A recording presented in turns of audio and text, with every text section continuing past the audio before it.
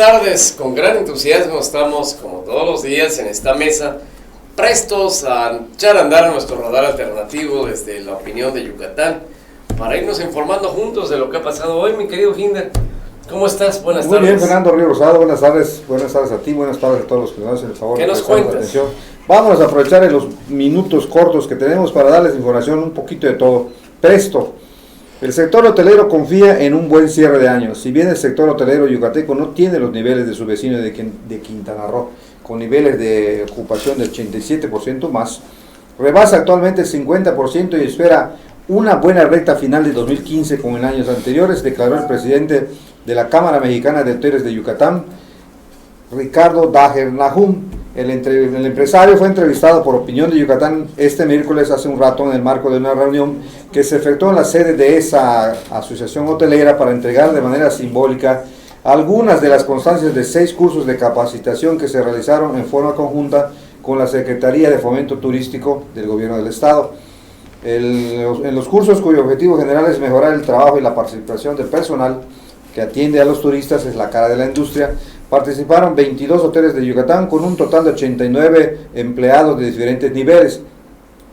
En representación de Saúl Ancona Salazar, titular de la Cefotur, quien viajó a la capital del país, asistió Mayra Ivone Góngora Palomo, coordinadora de capacitación de esa secretaría. Es relevante señalar que en la entrevista Daher Nahum insistió en la necesidad de ajustar la política fiscal federal a fin de devolverle a las empresas de todos los tamaños su capacidad para invertir, crecer y generar los empleos que requiere el país, luego que se ha visto, subrayó, que la reforma hacendaria impuesta hace 2 años no rindió los frutos que se esperaban. En el clima, la onda tropical número 42 se localiza al oriente de la península de Yucatán, se desplaza al oeste e interactuará con la entrada de humedad del mar Caribe y ocasionará lluvias muy fuertes, de 50 a 75 milímetros en el norte y oriente de Chiapas, el sur de Tabasco, lluvias fuertes en Oaxaca y lluvias menores a 25 milímetros en Veracruz, Campeche, Yucatán y Quintana Roo, los 3 estados de la península, según informó el Servicio Meteorológico Nacional. El pronóstico por regiones del SMN, que dio a conocer esta mañana, dice que en la península de Yucatán continuará el cielo despejado en la mañana, nublado en la tarde y noche, 60% de probabilidad de lluvias, temperaturas templadas durante la mañana y la noche, muy calurosos en el día y viento del noreste de 15 a 30 kilómetros por hora. Por cierto que esos son los pronósticos generales, ¿verdad? Ayer dijimos que había, creo que también 60% de probabilidad, no llovió, no cayó agua, pero ni tantita agua, pero quizá en otras partes que no son medas, tal vez sí llovió. Y por cierto, en el norte hay un frente frío, el número 6, ya casi llega por acá un poquito de fresco para amainar el calor. En una nota deportiva, los mexicanos Roberto Díaz, Yoshio Yamamoto y Juan Pablo Solís participarán a partir de mañana jueves y hasta el domingo en el Mundo Maya Open, correspondiente al América PGA Tour Latinoamérica, como parte de su preparación rumbo a los diversos compromisos que tiene. El PGA es la asociación de golfistas profesionales que tiene varios diferentes torneos en todo el mundo. Los más importantes se realizan en Estados Unidos, pero tiene un Tour Latinoamérica que se efectúa en diferentes países de esta región, incluyendo Mérida. La justa se desarrollará en el retador campo El Jaguar de Mérida, Yucatán, diseñado por Jack Nicklaus, y para los 3 jugadores el objetivo permanente es triunfar. Algunos, como Yamamoto, toman esta participación en Mérida en parte como preparación rumbo al OHL Classic en Mayacobá, tradicional evento que se realiza en Cancún y para el cual ganó Yamamoto una invitación especial. En una nota cultural, la tecnología digital en sus proyecciones documentales y la promoción de la ciencia entre las nuevas generaciones ubican al planetario Arcadio Poveda Ricalde como referente de la difusión de la ciencia astronómica a nivel nacional.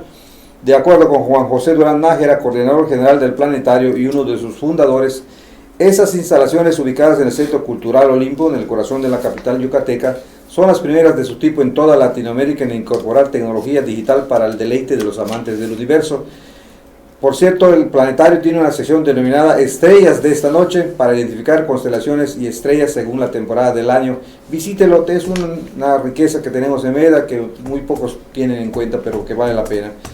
Bien, este viernes se elegirá Premio Estatal del Deporte 2015 como cada año, con una bolsa de 110,000 pesos en premios divididos en las modalidades de deportista, entrenador y promotor deportivo. Pasado mañana viernes al mediodía se elegirá el Premio Estatal del Deporte en un encuentro organizado por el Instituto del Deporte de Yucatán, el IDEI, que se realizará en el Hotel Plaza Mirador. El jurado de 10 integrantes evaluará y calificará la documentación que sustenta las candidaturas. Serán 2 representantes de asociaciones del ramo, 3 de los medios de comunicación, un atleta que haya obtenido el primer lugar en años anteriores, un entrenador ganador del reconocimiento y 3 autoridades del ámbito los que tomarán las decisiones en cada una de esas divisiones. Bueno, y nos acaba de caer esta información que traemos para ustedes fresca o calentita. Pablo Castro, el nuevo titular de la Zagarpa en Yucatán. Pablo Castro Alcocer, quien fue funcionario del gobierno de Ivonne Ortega Pacheco, fue nombrado titular de la Delegación Yucatán de la Secretaría de Agricultura, Ganadería, Desarrollo Rural, Pesca y Alimentación, la Zagarpa. Se desempeñaba hasta antes de la campaña electoral que desembocó en las elecciones de junio como delegado de la Procuraduría Agraria en Yucatán. En el gobierno de Ortega Pacheco fungió como subconsejero jurídico. Ahora tendrá a su cargo la delegación de la Zagarpa, que tiene ahora pues varios trompos en la uña, como el cambio de las reglas en la captura de caracol y en el pepino de mar también. Esa es la información local que tenemos por el momento para ustedes, y ahora el panorama nacional con Fernando Río Rosado. Gracias, y te complemento con que Mari Carmen Solano Barrientos, que hasta ayer fungía como administrativa de la Coordinación General de Comunicación Social, pues ahora será la directora de Recursos Humanos del Gobierno del Estado. Siguen moviéndose las piezas en el ajedrez. Sí, todo sea para bien. Eso esperamos. Bueno, pues en el ámbito nacional, como bien ha anunciado Hinder, tenemos algunas cosas que comentarles, como el hecho de que el episcopado mexicano trabaja en la agenda del Papa, para que el Papa Francisco pueda tener encuentros con obispos, el clero, migrantes e indígenas durante su viaje por México, según revela su presidente José Francisco Robles Ortega. El arzobispo de Guadalajara detalla que en estos días la comisión permanente de la conferencia está armando una propuesta de programa para remitirla al Vaticano y que el pontífice decida. Sostiene que el Papa manifestó su deseo de estar en la Basílica de Guadalupe y por ello su paso por la Ciudad de México es el único confirmado hasta ahora. Bien, pues vamos a una pausa que tenemos pendiente por ahí y regresamos con más información nacional. Venga la pausa. Bienvenido al Gran Remate. Electrónica, muebles, artículos para el hogar. Todo de mucha calidad. Barato, muy barato. Todo en una sola tienda, El Gran Remate. Estamos ubicados en la calle 17, número 47 por 8 y 10 de la colonia Vista Alegre, cerca de Altabrisa. No te pierdas la oportunidad de visitar esta gran tienda. Acude con nosotros hoy mismo. Estamos abiertos de 10 a.m. a 8 p.m. Encuentra útiles escolares, libros, todo para tus hijos. Encuentra lentes de marca, ropa de marca al mejor precio. No gastes más. Ven aquí al Gran Remate. Gran Remate. Bueno, pues ahí tiene usted esta propuesta comercial. Debo decirle que tras la fuga del narcotraficante Joaquín El Chapo Guzmán del penal del Altiplano, se reveló un video con audio del momento del escape del líder del cártel de Sinaloa. En las imágenes se escucha cómo taladran en las celdas sin que los custodios encargados del monitoreo hicieran algo. La grabación muestra que los custodios tardaron 25 minutos en ir a la celda del Chapo, y al arribar se encuentra, o más bien se escucha cuando uno de los guardias le avisa a su comandante.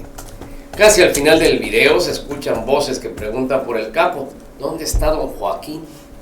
Don Joaquín. Así le llaman hasta eso. Proponen erradicar el consumo de alcohol en la Cámara de Diputados. Permítame digerir esta nota, que a lo mejor es cuestión de... Con botana.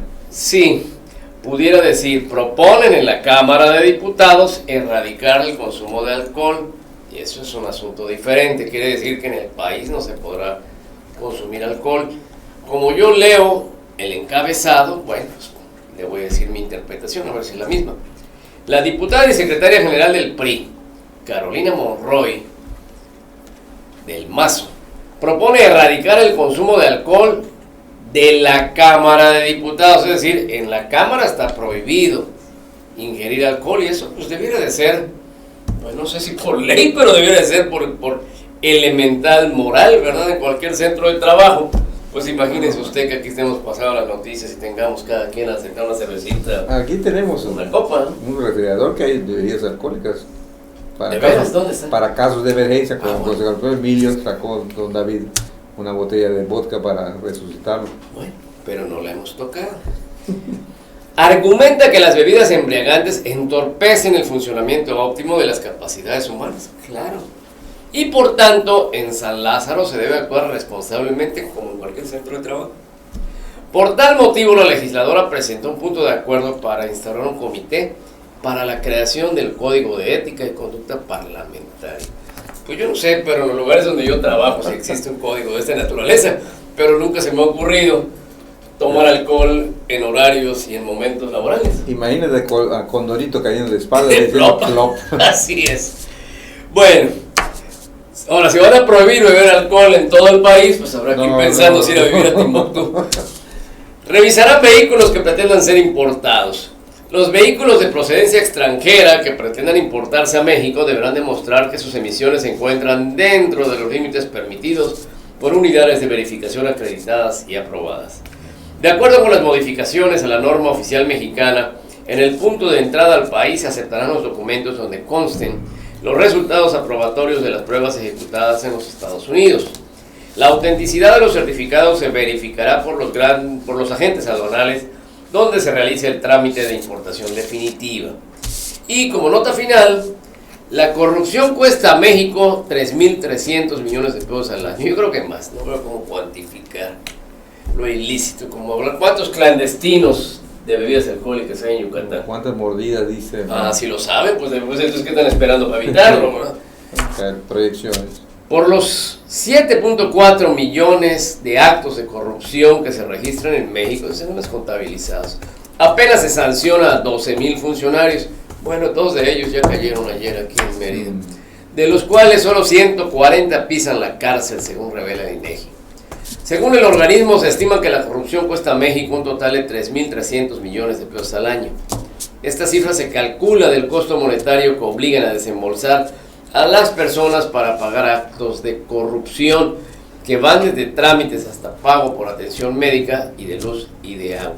Yo insisto, si hay un caso, si tiene alguna referencia de cuánto le di de mordida al policía, pues debiéramos de estar castigados el policía y yo, así es, en efecto. Hay sanción. Bueno, pues esta es la información nacional que tenemos por el día de hoy. Debo confesarles, igual a ti, que estoy un poco preocupado. Porque aquí el jefe David Heredia me dijo, bueno, yo no escribí nada, pero ya eché reojo a su computadora y veo que tiene ahí... Que para él no vine preparado, me dijo. Y saca un... Pero pues imagínate tú si viniera armado. ¿Qué hay de nuevo, mi estimado David? Muchas cosas, pero hoy vamos a hablar algo relativo al tiempo que estamos corriendo, los Janalpichanes. Casi. Nuestro radar alternativo de hoy, miércoles 14 de octubre del 2015, lo titulo La cultura de la muerte. Me decía mi hijo David, Israel, que ya estamos entrando a un peligroso callejón sin salida en el que impera la cultura de la muerte. Dicho lo anterior, me ejemplificó con lo sucedido al exgobernador de Colima, Fernando Moreno, quien fue atacado a balazos. Antes, en aquellos tiempos del salinato, supimos de la muerte de dos políticos encumbrados, uno candidato a la presidencia de México, de nombre Luis Donaldo Colosio Murrieta, y el segundo, Francisco Ruiz Massieu, diputado electo y considerado para ser el pastor de los tricolores en el Congreso Federal. Y así se han venido sucediendo una serie de atentados contra figuras públicas y uno que otro personaje del mundo empresarial y artístico. Le han baleado incluso a cantantes y todo, ¿no? Como si fuera una epidemia a la que aún no se busca la cura ni la vacuna. Sí, cierto, me acuerdo de Paco Stanley. A Víctor Iturrio Virulí. Víctor Iturrio nunca se clarificó. Y ahora subtitulamos el Janalpichán político. Desde la década de los 80, el gobierno estadounidense se decidió por una política enfocada, escuche bien, a combatir con las armas el tráfico ilegal de drogas. Esa estrategia se exportó al mundo con graves resultados para países como México y Colombia. Recuerden Pablo Escobar y todo lo que sucedió en aquel entonces. La muerte de jueces y magistrados en Colombia, la muerte de candidatos a la presidencia de ese país y todo.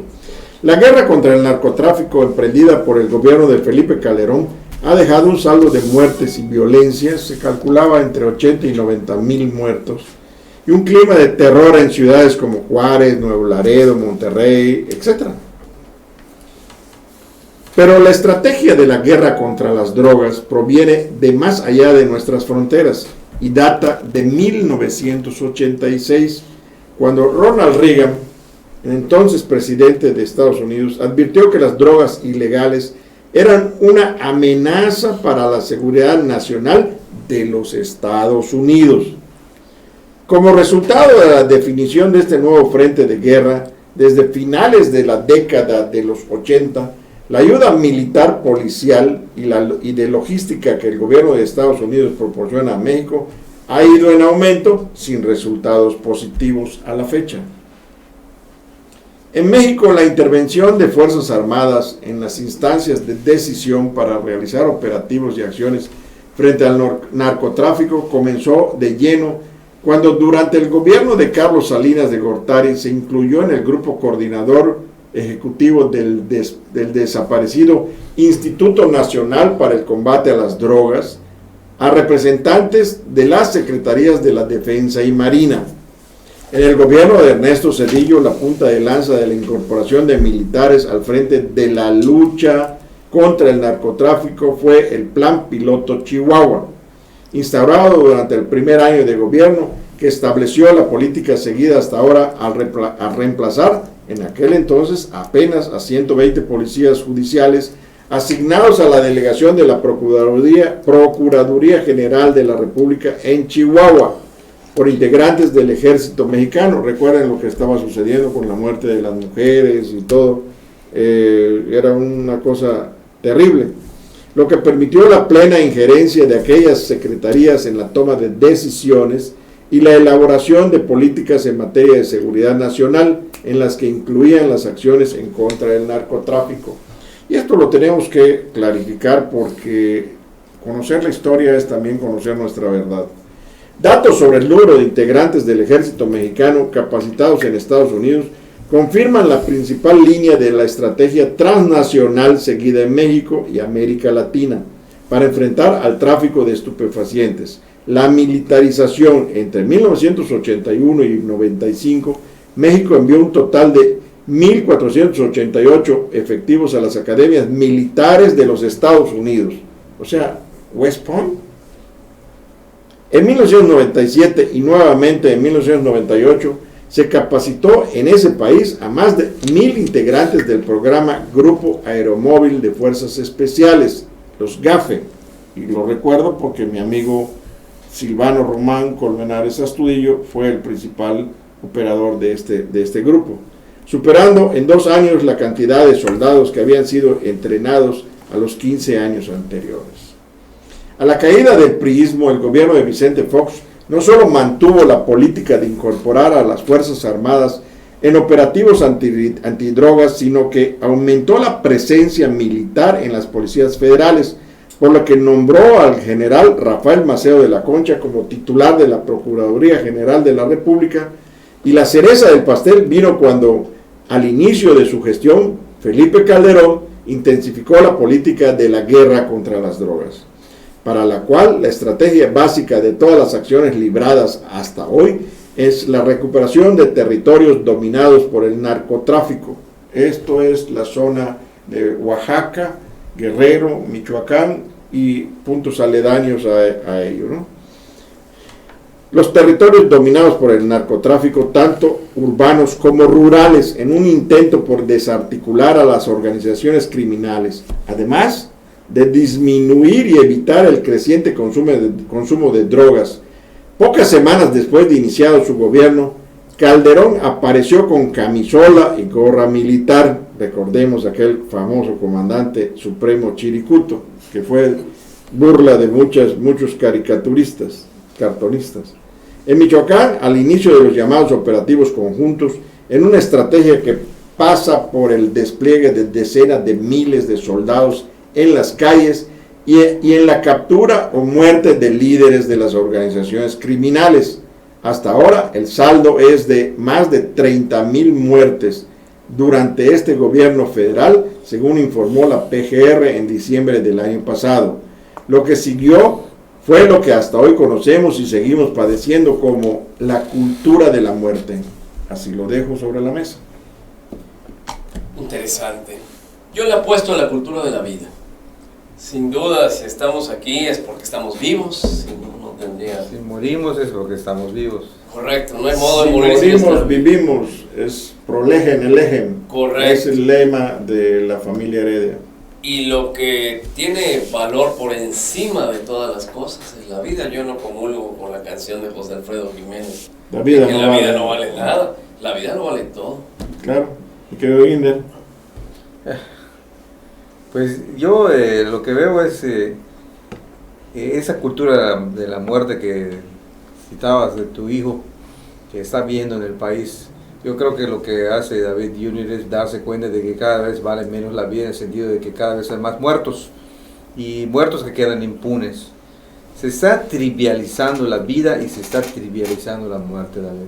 La vida se trivializa en el sentido de que ahora cualquiera quiere tener un niño como mascota, cualquiera quiere usar cualquier método científico posible para engendrar, para poseer una vida a la cual manipular, sin tomar en cuenta cuestiones éticas, morales, prácticas, familiares, nada.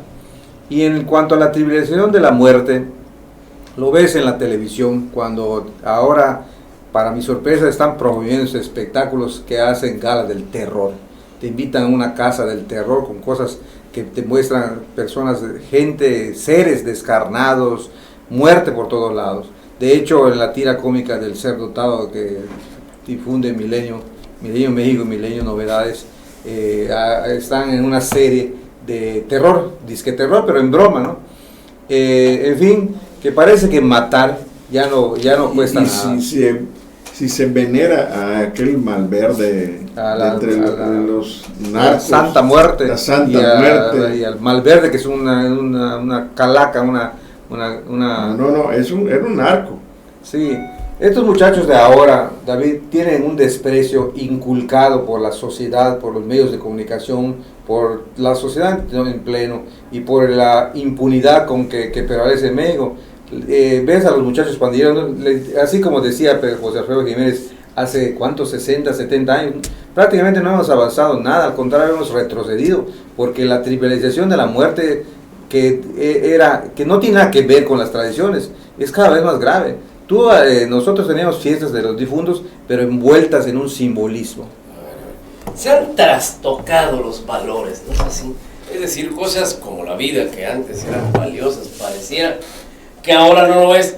No es lo mismo el culto a la muerte natural, porque algún día todos nos sabremos de ir. Yo estoy de acuerdo con ustedes. A impulsar cual Pero si fuera una virtud causarle la muerte semejante. ¿Qué quiero significar con este comentario del día?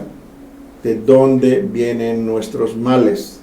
¿Cómo comenzó esta famosa guerra? Lo que sucedió en Colombia, donde se producen cosas que incluso en el mismo Colombia no es donde se cultiva totalmente la cocaína, sino son otros países que son aledaños, donde el producto esto es silvestre. Perú, por ejemplo. El Perú y también México Bolivia. No tiene que darse de Santos, ya es gran productor de amapola desde hace tiempo. De hecho, hay testimonios en los medios de comunicación. Y seguirá habiendo de producción gente que mientras se haya dedica consumo. a rayar amapola para recolectar la goma. ¿Y dónde está la piscina? Nosotros somos el trampolín. Sí. ¿Y dónde está la piscina? En Estados Unidos. Así Correcto, nadie produce lo que no Eso se es lo vende. que queríamos ver y ahí queda. Correcto. Por eso es lo que no se vende. Así es, en efecto, nadie produce lo que no se vende. Y bueno, yo creo que los medios de comunicación, nada más voy a cerrar con una anécdota de hace muchos años, cuando alguno de mis hijos entró en diferencia conmigo sobre un objeto, que le dije, es mío. No, es mío, hijo, no es mío. Al tercer, no es mío, me dijo, ¡Pum, pum! Es mío. Me reí y dije, qué simpático, chiquito. Pero luego se quedó uno pensando, oye, espérame, si no cambio esta conducta el día de mañana que yo le niegue algo, en verdad me va a dar un disparo.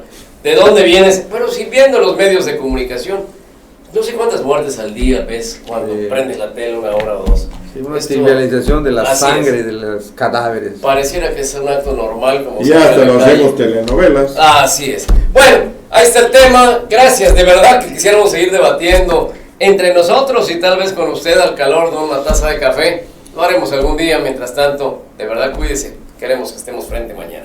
Hasta pronto, vamos. Buenas tardes, muchas gracias. Gracias.